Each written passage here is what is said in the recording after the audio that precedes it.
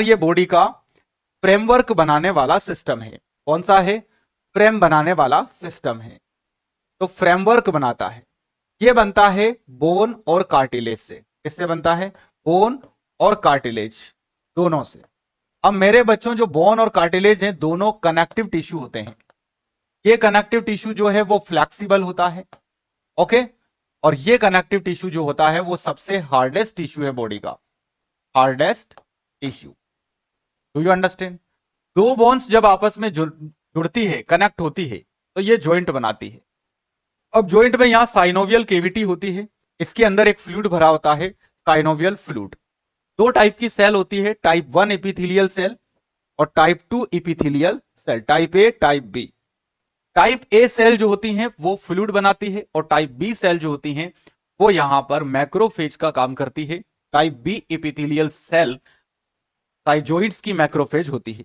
कहीं पर भी जॉइंट का बनना, दो बोन्स के बिटवीन कनेक्शन का बनना ऑर्थ्रोसिस कहलाता है। क्या कहलाता है? ऑर्थ्रोसिस, यानी कि जॉइंट्स का बनना। या ऑर्थ्रोसिस को आर्टिकुलेशन भी कहते हैं। क्या कहते हैं? आर्टिकुलेशन, यानी कि जॉइंट का फॉर्मेशन। अब मेरे बच्चों, आर्टिकुलेशन जो होंगे वो कई प्रकार के हो सकते हैं। जैसे मैं कहूं कि सिन ऑर्थ्रोसिस, सबसे पहला आर्टिकुलेशन होगा सिन ऑर्थ्रोसिस, यानी कि बिल्कुल इमोबाइल। इसे आप इमोबाइल भी कह देंगे। ये फाइब्रस होते हैं और इनमें बिल्कुल मोबिलिटी नहीं होती है। तो सिन ऑर्थ्रोसिस, इमोबाइल और फाइब्रस। दूसरे होते हैं मेरे बच्चों डाई ऑर्थ्रोसिस, डाई ऑर्थ्रोसिस। और तीसरे होते हैं एम्फी ऑर्थ्रोसिस, एम्फी ऑर्थ्रोसिस। और चौथे होते हैं मेरे बच्चों साइनोवियल। ओके, तो हमारे अंदर सिन ऑर्थ्रोसिस, डाई ऑर्थ्रोसिस, एम्फी ऑर्थ्रोसिस, यानी कि इमोबाइल, स्लाइटली मोबाइल, ये हमारे अंदर स्लाइटली मूवमेंट करने वाले ज्वाइंट्स हैं, हल्का सा। और ये हमारे अंदर डाइऑर्थ्रोसिस, फुली मूवमेंट्स करने वाले ज्वाइंट्स होते हैं। स्लाइटली मूवमेंट करने वाले ज्वाइंट्स जो होते हैं ये बने होते हैं कार्टिलेजिनस। कैसे बनते हैं? कार्टिलेजिनस, यानी हल्का सा कार्टिलेज की वजह से थोड़ा थोड़ा मूवमेंट इनके अंदर होता है, इसलिए इनको कहते हैं एम्फी ऑर्थ्रोसिस। एम्फी मतलब एम्फीबिया, मेंढक, मेंढक की तरह हल्के हल्के मूवमेंट इनमें हो सकते हैं, खिसकने वाले। डाइऑर्थ्रोसिस यानी फुली मूवेबल ज्वाइंट्स, इन्हीं को साइनोवियल ज्वाइंट्स कहा जाता है। क्या बोलते हैं? साइनोवियल। तो ये हमारे अंदर हो गया आर्टिकुलेशन। ज्वाइंट जब बन रहा है तो दो बोन के बिटवीन, बोन को बोन से कनेक्ट करने वाली स्ट्रक्चर को हम लिगामेंट कहते हैं, और बोन पे मसल को कनेक्ट करने वाली स्ट्रक्चर को हम टेंडन कहते हैं। और टेंडन और लिगामेंट ये दोनों भी स्पंजी कनेक्टिव टिश्यू होते हैं। तो ये भी स्पंजी कनेक्टिव टिश्यू। तो हमारे अंदर पूरी बोन और कार्टिलेज जो फ्रेमवर्क बना रहा है ये कनेक्टिव टिश्यू है, हार्डेस्ट कनेक्टिव टिश्यू या स्केलेटल कनेक्टिव टिश्यू। फिर इन दोनों बोन्स को आपस में जोड़ रहा है लिगामेंट, और यहां पर टेंडन। तो मेरे बच्चों, लिगामेंट एंड टेंडन से रिलेटेड हम जानते हैं कि ये भी स्पंजी या एरियोलर कनेक्टिव टिश्यू कहलाता है। इससे रिलेटेड दो इंजरी होती है, एक स्प्रेन होता है और एक होता है मेरे बच्चों स्ट्रेन। तो स्प्रेन यानी लिगामेंट का खिंच जाना, और स्ट्रेन मतलब टेंडन और मसल्स का खिंच जाना। तो स्प्रेन एंड स्ट्रेन के केस में आपको राइस थेरेपी यूज करना है। राइस थेरेपी का मतलब ये ऑर्थोपेडिक इंजरीज का इनिशियल मैनेजमेंट होता है, फर्स्ट एड मैनेजमेंट होता है। यानी कि रेस्ट, एलिवेशन, रेस्ट, आइस या इमोबिलाइजेशन, कंप्रेशन और एलिवेशन। कंप्रेशन मतलब बैंडेज लगाना ताकि एडिमा ना हो, देन आइस अप्लाई करना ताकि वेजोकंस्ट्रिक्शन हो, ब्लीडिंग ना हो, इमोबिलाइजेशन ताकि वहां पर कोई फर्दर नर्व इंजरी ना हो, रेस्ट मतलब मूवमेंट ना करवाना ताकि नर्व इंजरी को प्रिवेंट करें, एलिवेशन मतलब एडिमा को कम करना। तो ये हम करते हैं मेरे बच्चों किसका? इसका initial management, rest, ice, compression और एलिवेशन। जब बोन्स के अंदर इस प्रकार से मेरे बच्चों अगर फ्रैक्चर हो जाए और बोन ऐसा ब्रेक हो जाए तो इसे ट्रांसवर्स फ्रैक्चर कहते हैं। इस प्रकार से फ्रैक्चर हो जाए तो इसे हम ऑब्लिक फ्रैक्चर कहते हैं। ओके, ये ट्रांसवर्स फ्रैक्चर कहलाएगा। जब बोन स्पाइरल शेप में ब्रेक हो जाए, यानी कि ऐसे स्पाइरल शेप में, तो इसे हम स्पाइरल फ्रैक्चर कहते हैं। यदि बोन का एक हिस्सा बेंड हो जाए और दूसरा हिस्सा ब्रेक हो जाए, इधर का बेंड हो जाए, तो ये ग्रेनिस्टिक फ्रैक्चर कहलाता है। क्या कहलाता है? ग्रेनिस्टिक फ्रैक्चर। जब बोन का कोई पार्ट ब्रेक होकर के बाहर आ जाता है, स्किन से बाहर निकल जाता है, तो उसको हम कहते हैं मेरे बच्चों कंपाउंड फ्रैक्चर या ओपन फ्रैक्चर। तो कंपाउंड और ओपन, इसके अंदर जब बोन बाहर आ गया, क्योंकि इसके अंदर इंफेक्शन सबसे ज्यादा होता है। ओके, ये वाला फ्रैक्चर चिल्ड्रंस में सबसे ज्यादा होता है। ओके, अब यदि मैं कहूं आपसे कि बोन का कोई पैथोलॉजिकल कंडीशन की वजह से ब्रेक हो जाए, जैसे कि हम जानते हैं मल्टीपल माइलोमा, तो मल्टीपल माइलोमा में पैथोलॉजिकल कंडीशन हो जाती है, उसलिए फ्रैक्चर हो जाता है, तो उसे हम कहते हैं पैथोलॉजिकल फ्रैक्चर। और बोन के अंदर ऑस्टियोपोरोसिस जैसे, डू यू अंडरस्टैंड? जब बोन में क्लोज फ्रैक्चर होता है तो उसको क्लोज फ्रैक्चर बोलना। बोन की स्ट्रक्चर पे चलते हैं अब अपन। तो बोन देखने में मेरे बच्चों इस प्रकार का दिखाई देता है, जरा यहां ध्यान से देखो आप। ये बोन है और बोन के अंदर दो टाइप का मैरो भरा होता है। यहां पर ये बोन का पार्ट स्पंजी बोन कहलाता है, स्पंजी बोन। बोन का ये बीच वाला शाफ्ट वाला पार्ट जो होता है हार्ड पार्ट होता है, और इस शाफ्ट वाले पार्ट को हम कॉम्पैक्ट बोन कहते हैं। ये सॉफ्ट होता है इसलिए इसे स्पंजी बोन कहते हैं। बोन के टर्मिनल स्पंजी वाले एरिया को हम इपीफाइसिस कहते हैं। क्या कहते हैं? इपीफाइसिस। तो ये इपीफाइसिस है। ये बोन का डायाफाइसिस वाला हिस्सा है जिसे आप शाफ्ट कहते हैं, डायाफाइसिस। मेरे बच्चों डायाफाइसिस बोन का हार्डेस्ट पार्ट है, इसीलिए इसको शाफ्ट कहते हैं। इसके अंदर हेवर्शियन कैनाल, वॉकमैन कैनाल, लेमेला, लेक्यूना, कैनालिक्यूली, इस तरह की स्ट्रक्चर्स पाई जाती हैं। इन स्ट्रक्चर्स को ओस्टियोन का कहा जाता है। और ओस्टियोन का पाया जाना एक मैमेलियन की बोन का सबसे यूनिक फीचर होता है। इसके अंदर स्पंजी वाले पार्ट में रेड बोन मैरो होता है और शाफ्ट कॉम्पैक्ट वाले पार्ट में येलो बोन मैरो होता है। इस रेड बोन मैरो के अंदर स्टेम सेल्स रहती हैं। ये स्टेम सेल्स क्या करती हैं? हेमेटोपोइसिस का काम करती है। हेमेटोपोइसिस यानी ब्लड सेल्स का प्रोडक्शन होता है यहां पर। ओके, इन स्टेम सेल्स को प्लूरीपोटेंट स्टेम सेल्स के नाम से जाना जाता है। तो पीपीएससी, प्लूरीपोटेंट स्टेम सेल्स। दूसरी यहां पर बोन में टोटीपोटेंट नाम की सेल भी होती है, लेकिन वो हेमेटोपोइसिस में रोल प्ले नहीं करती। येलो बोन मैरो सिर्फ न्यूट्रिशन का ट्रांसमिशन करता है। हमारे अंदर बोन को ब्लड सप्लाई करने वाली आर्टरी का नाम न्यूट्रिएंट आर्टरी होती है। तो बोन में जो आर्टरी यहां से बोन में एंटर करेगी, उस आर्टरी का नाम होता है न्यूट्रिएंट आर्टरी, जो बोन को ब्लड सप्लाई देती है, nutrient artery. Do you understand everyone? Bone के अंदर मेरे बच्चों यहां एपिफाइसिस और ये डायाफाइसिस दोनों के बिटवीन का जो एरिया रहता है, इसे हम मेटाफाइसिस कहते हैं। और मेटाफाइसिस एरिया से पहले एक प्लेट होती है, इसे एपिफाइसियल प्लेट कहते हैं। एपिफाइसियल प्लेट। बोन का ग्रोथ हमेशा यहीं से होता है।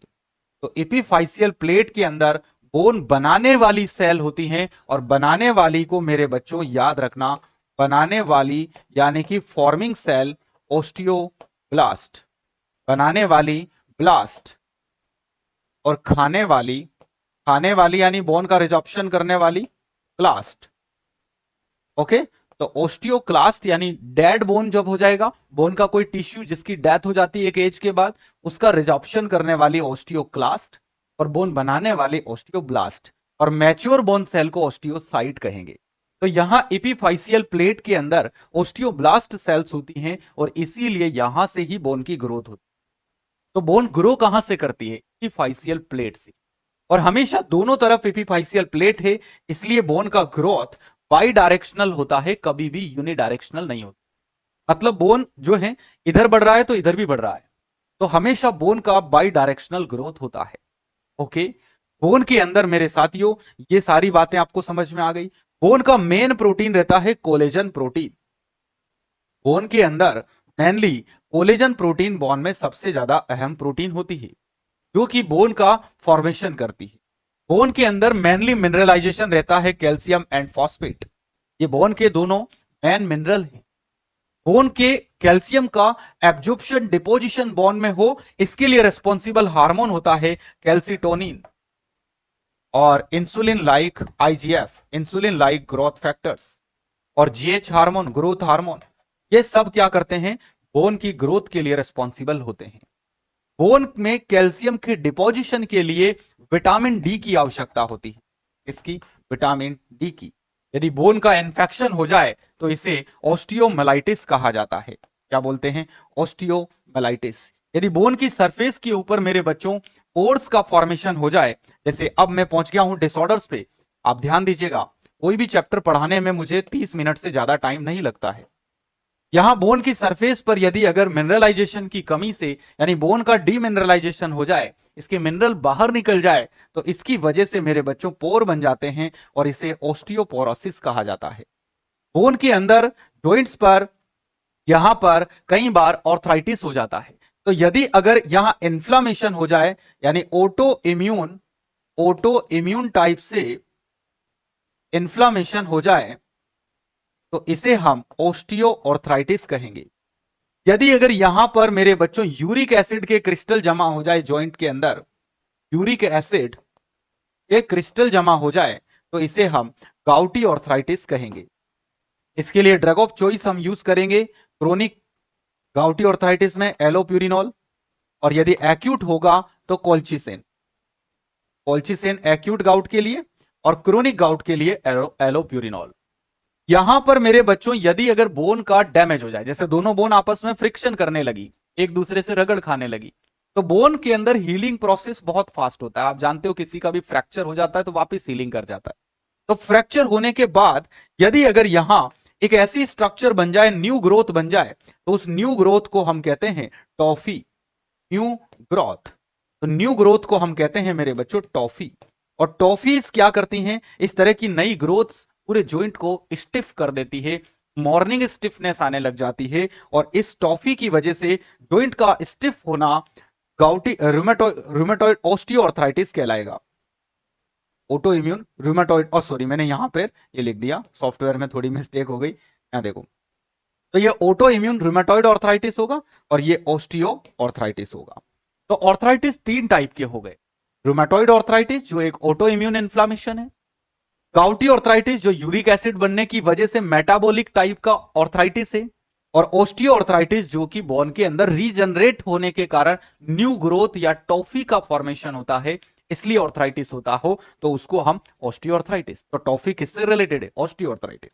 तीनों के अंदर जॉइंट्स में मॉर्निंग स्टिफनेस होता है, मॉर्निंग स्टिफनेस आ जाता है। क्या आ जाता है, मॉर्निंग स्टिफनेस, और काफी सीवियर इन्फ्लामेशन के साथ में पेन होता है। ओके, और पेशेंट जो है वो टॉलरेट नहीं कर पाता है।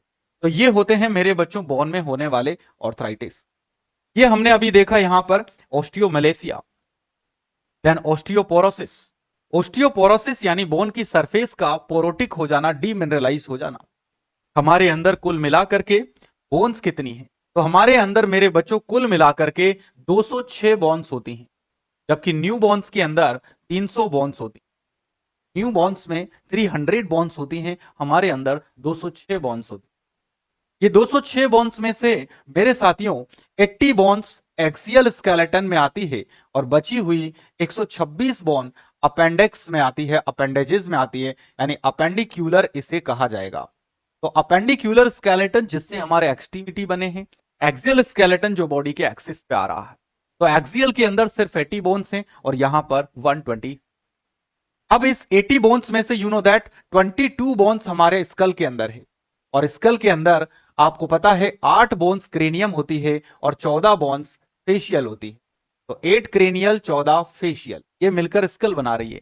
ये फेशियल है और ये क्रेनियल है, दोनों मिलकर स्कल बना रही हैं, और स्कल में कुल मिलाकर के 20 बोन्स है।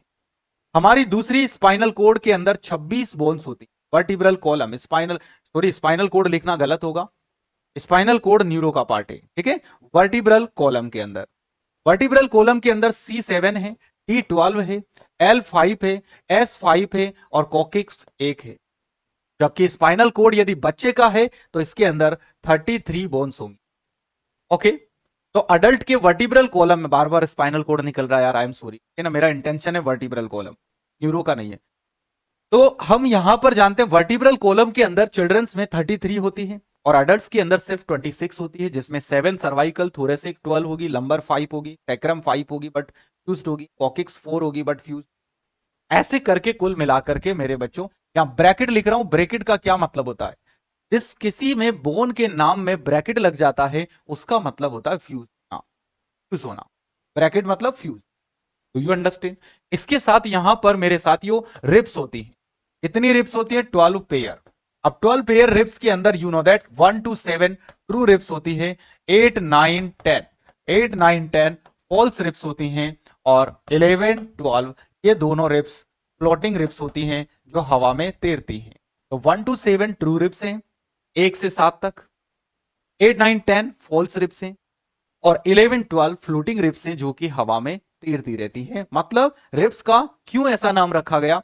रिप्स एंटीरियरली मेरे साथियों इससे स्टर्नम से कनेक्टेड है और पोस्टीरियरली वर्टिब्रल कॉलम से। अब जो रिप्स वर्टिब्रल कॉलम से, तो सारी रिप्स कनेक्टेड है, ये सारी पूरी 1 से लेकर 12 पेयर तक, लेकिन उसमें से 1 to 7 स्टर्नम से डायरेक्टली कनेक्टेड है, 8 9 10 इनडायरेक्टली कनेक्टेड है, इसलिए उनको फॉल्स बोला, और 11 और 12 दो ऐसी रिप्स हैं जो कि मेरे साथियों स्टर्नम से कनेक्टेड नहीं होती है, इसलिए उनको फ्लोटिंग रिप्स कहा जाता है। क्या बोला जाता है? Floating ribs. इसके अलावा हमारे यहां अपेंडिकुलर स्केलेटन के अंदर ईयर ऑसिकल्स आती हैं, जो आपको बताई मैंने। ईयर ऑसिकल्स कुल मिला के दोनों तरफ की 6 हो जाएगी, मैलियस इनकस स्टेपिस। एक बोन यहां पर हायोड आती है। ओके, आ जाइए लोअर या अपेंडिकुलर स्केलेटन। अपेंडिकुलर स्केलेटन का मतलब क्या है? अपर एक्सट्रीमिटी और लोअर एक्सट्रीमिटी।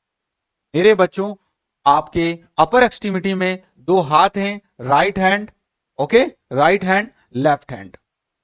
इधर भी आपके दो पैर हैं, राइट लेग, लेफ्ट लेग। इसी में भी देखो आप 30 ही हड्डियां होती है, किसी भी एक्सट्रीमिटी में 30 याद रखना। लेकिन ऊपर अपर एक्सट्रीमिटी में चार हड्डियां शोल्डर गर्डल बना रही है, 4 हड्डियां शोल्डर गर्डल बना रही है, मतलब 2 क्लेविकल हो गई और 2 स्कैपुला हो गई, मतलब +4। और यहां लोअर एक्सट्रीमिटी के अंदर सिर्फ 2 ही बोन्स मेरे बच्चों यहां पर गर्डल बना रही है, यानी कि पेल्विक गर्डल बना रही है, और 2 इनॉमिनेट बोन्स हैं, तो +2। तो 60 + 2 62 मेरे हड्डियां जो होती है वो लोअर एक्सट्रीमिटी में, और 64 हड्डियां होती है मेरे बच्चों अपर एक्सट्रीमिटी। कुल मिलाकर के देखो 126। Do you understand? इसके अंदर क्या क्या है अपर एक्सट्रीमिटी में, तो जोड़ो। शोल्डर गर्डल फ्री करते हैं पहले, 2 क्लेविकल, 2 स्कैपुला, उसके बाद रेडियस, इसके बाद ह्यूमरस, रेडियो बाहर लेटरल साइड की, ulna medial side, then carpal, metacarpal और फेलेंजेस। फेलेंजेस, हर एक फेलेंजेस के अंदर उंगली में 3 होती है और थंब के अंदर सिर्फ 2 होती है, ये फेलेंजेस हो गई। मेटाकार्पल 5 और 5 10, कार्पल तो मेरे बच्चों टोटल मिलाकर के 16, 8 और 8, क्लियर है? 4 बोन्स की 2 रो। फिर उसके बाद आ गई हमारी radio ulna, radial lateral ulna, 2 humerus, कुल मिला के 164। लोअर एक्सट्रीमिटी के अंदर 2 बोन एक्स्ट्रा होती हैं जिसको हम पटेला के नाम से जानते हैं, नी कैप। तो वो कहां से आई? तो हम जानते हैं कि हमारे अपर एक्सट्रीमिटी के अंदर कार्पल जो होती है 8 होती है, यानी कुल मिलाकर के कार्पल होती है 6। लेकिन जो लोअर एक्सट्रीमिटी में टार्सल होंगी वो होंगी 14 7 7, और वो 2 टार्सल की जगह पे कौन सी 2 ऐड हो गई वहां पर? पटेला। बाकी सब समान, फीमर, टिबियो, फिबुला, फीमर सबसे बड़ी बोन है। अब आइएगा क्या क्या टॉपिक्स, ये तो मेरा एक्सप्लेनेशन हो गया पूरा ए से लेके जेड तक पूरे चैप्टर का। अब देखिएगा इंट्रोडक्शन में हमको बात होगी, वर्टिब्रल कॉलम हो गया, स्कल हो गया, अपेंडिकुलर हो गया, फ्रैक्चर हो गया, ऑस्टियोपोरोसिस हो गया, माइलिटिस हो गया।